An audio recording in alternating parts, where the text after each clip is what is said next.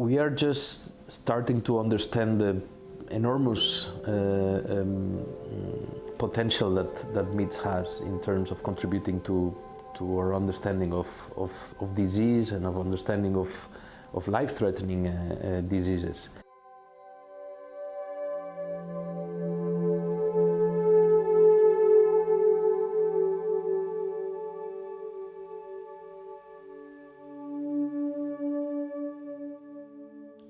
Until now, our understanding of what is killing people, and particularly what is killing children in low-income countries, is, as I said, very patchy, and it's also very syndrome-based. Before, it was a much more speculative approach to describing cause of death.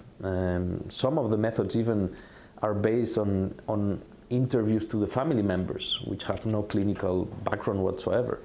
So as you can imagine, this is often as unreliable as tossing a coin and saying, what is this person died of? And when we did the verbal autopsy and the grandmother of the child responded, the possibilities of that response being close to the reality are as low as tossing a coin and saying if it's heads it was malaria and if it's tail it was pneumonia.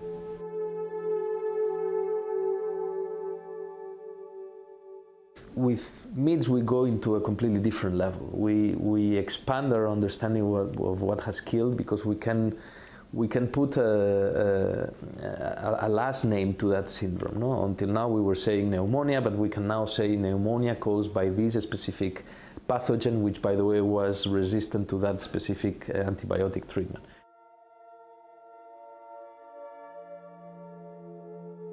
The kind of needle biopsies that we utilize are the same ones that in many services of hospitals are currently utilized for procedures in people who are alive. If you want to diagnose a mass in your liver, you will get a needle biopsy of that mass guided by imaging techniques, and this is what makes the MITS an interesting diagnostic procedure, because first it can be much better accepted, and second it can be conducted relatively easily.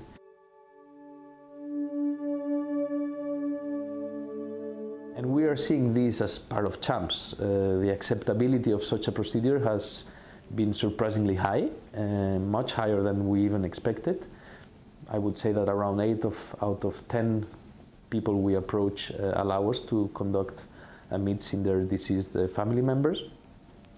And the technical particularities of doing the MITS in the field have not shown to be complicated, and this has been done regularly. The first step by which MITS can be useful for a given community or a given country is the information that we can go back and provide the family of that deceased child. If you discover that the child has an infection that must have come from their parents, his or her parents.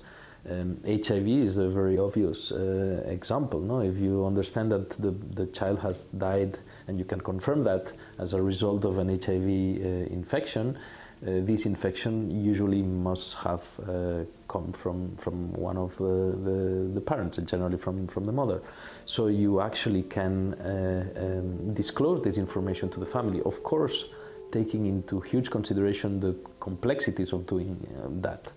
And our social science teams are the ones that guide us on how to approach the families. But maybe that mother didn't know that she was infected with a disease that has a treatment, which is HIV.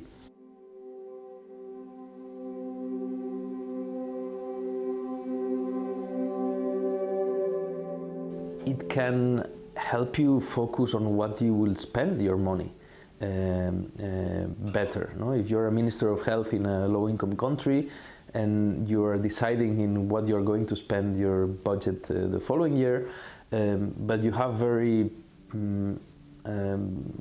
poorly credible data to support those decisions, your task is difficult. If you have, in the other hand, very credible data on what is actually responsible for child deaths in your country or in a specific region of your country, you can design much more targeted interventions or policies based on the evidence.